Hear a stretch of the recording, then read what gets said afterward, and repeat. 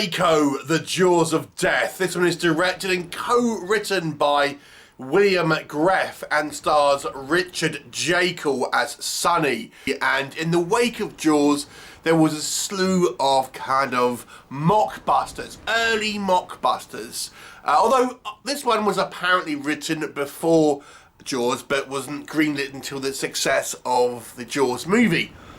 It's a very different film than Jaws in regards to kind of plot, and has a almost pro-shark eco message.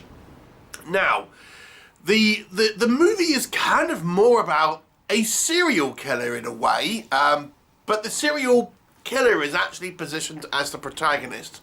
Let me explain. So Sonny is our main character, and he is a guy who has the ability to telepathically communicate with sharks. Now, he's a little bit of an odd bod, and he kind of lives on his own, keeps himself to himself, but he actually kills people that effectively hunt or fish for sharks and kind of feeds them to sharks or kills them in a variety of different manner. And he does this because he feels like the sharks have a right to live and everything, and are unduly being kind of victimized, so to speak. So, he is there effectively killing people for the good of the sharks. And he's going to communicate with the sharks. He calls them their friend. He wears this kind of magical amulet which enables him to, effectively be at one with the sharks. But he inevitably kind of crosses paths with people who kind of want to take advantage of sharks and him. One is this kind of scientific research centre which wants to study sharks kind of giving birth, and another one is this kind of proprietor of this bar who has this sort of swimming tank with a kind of a woman in it who swims about, and he wants to put a shark in this kind of tank to attract more attention and have this kind of woman swim around in it. You can see where this is going. And inevitably, he gets kind of manipulated into agreeing to both of these things, and both of these things end up being not a good idea for Sonny or the sharks. Now, what will happen? You'll have to watch the movie and find out. Does that sound like a little bit of a weird plot? It is. Let's talk about what works in this movie's favour, first of all. It's an original plot, I'll give it that, and it is trying to, I don't know if it's really morally successful, but it is trying to come across as like the sharks are the victims. The sharks are effectively the good guys to a certain degree, and they're just being used by unscrupulous humans who are in fact the kind of the greedy bad guys in aspects, apart from Sonny, of course. So, this is not a typical kind of Jaws ripoff. As I mentioned, this movie was apparently written at least prior to the movie Jaws being made. So it does have some original concepts in it. I think the character of Sonny is interesting. The actor, I think, who's been in a number of kind of like animal attack movies, does an interesting kind of job with this kind of character who doesn't seem like he's playing with a full deck, but is kind of at least trying to be, in his mind at the very least, somewhat kind of altruistic. And, he is kind of trusting. He trusts the wrong people, in his mind at least. But, he comes across as a kind of a good soul in a way. But just kind of like, he just doesn't have the sort of the foresight to realise that things are a bad idea. So it's an interesting kind of character. One of this movie is notable for is it doesn't use like model sharks. It's actually filmed with real sharks. Now, I'm going to circle back to that, but, it makes for some more kind of realistic kind of shark sequences, there's actually a kind of a blurb at the beginning of the movie sort of saying how dangerous this was to kind of film, and all the kind of the stuntmen and the film crew who were actually kind of filming these sharks and things like that. So, it gives it this kind of like, we're not looking at crappy effects. I think they maybe use one or two, bits of stock footage here and there, but for the most part, it's actual kind of sharks in kind of like, tanks of water and things like this. Makos, incidentally, which is the shark species in this film, were the same species of shark that was used in Deep Blue Sea. Although they kind of look a little different here. Let me just say. So you know, it's an interesting plot using kind of real footage with an odd and interesting kind of character. What doesn't work in this movie, I mean, the story is just nuts. It's so silly.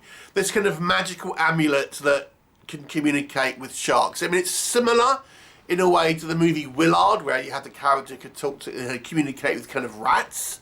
So arguably, it's not completely original. It's kind of more or less kind of taking that concept and changing it to sharks. But it is a little hokey. I mean, at least rats were kind of mammals. Here we've got, you know, a guy communicating with fish. You know, and he's no Aquaman, let me just say that. So the concept is strange, and these sharks are kind of like, he's speaking to them in English and things, and it's like, come on. The weird thing for me is that the moralising of this movie is odd, because the whole point of this movie is that man and the kind of the, you know, we are the true bad guys to nature, right? Because we see, you know, humans tend to taking advantage of sharks. But in this movie, I don't know if you were aware of this, but apparently to kind of swim with these kind of real sharks, they actually removed the teeth out of the sharks. There's a sequence where a shark actually does bite, like one of the kind of the actresses, and they actually, it was a real shark, and the shark had no teeth. They removed them. So for all its kind of moralising about how kind of like humans are the bad guys and sharks are the kind of the, you know, the victims here, the movie is somewhat hypocritical in its kind of, in the fact that it seems to have somewhat abused animals whilst making this. Again, I'm just kind of reading this as doing research for this movie, but apparently that was the case. And sticking with the kind of the moralising, the guy, Sonny, our main character, he is a serial killer. He kills a lot of people, and the movie states that, you know, there's been various other kind of like people that have been killed by this guy, really just for fishing. And the movie never really treats that like it's like he's the bad guy. You know, the movie always it kind of wants us to think of him as a protagonist. I think a much more kind of nuanced film would have given you this kind of really would have looked at the kind of moral complexity, and his man, he's doing the right thing, but, you know, for all intents and purposes, he's a serial killer. But it never really does that. I mean, there's a little bit at the end where he's kind of being chased around with the townsfolk, a little bit like Frankenstein, but, you know, it's kind of like, there's no real kind of like nuance in regards to where this movie wants the kind of the morality of the audience to be. We're meant to sympathise with this Sonny character. He's kind of meant to be the good guy. He's meant to be protecting the sharks, and he's quite happily to kill people, and a reasonable amount of people, whilst he does it. The movie is kind of like somewhat sort of cheaply made and things like this. Some of the characters are kind of somewhat kind of buffoonish and stereotypes. The budget does show, and obviously it being using real sharks and things, it's never quite as dramatic as kind of Jaws or anything like, or even some of its kind of like imitators. So the movie ultimately is a little bit of an oddball film. It's a strange moralising story with some interesting ideas, but it's very hokey. I mean, the backstory is just ridiculous. I'm going to give this one a 4 out of 10. Have you seen Mako, The Jaws of Death? Let me know what your thoughts are, and I'll look forward to seeing you next time.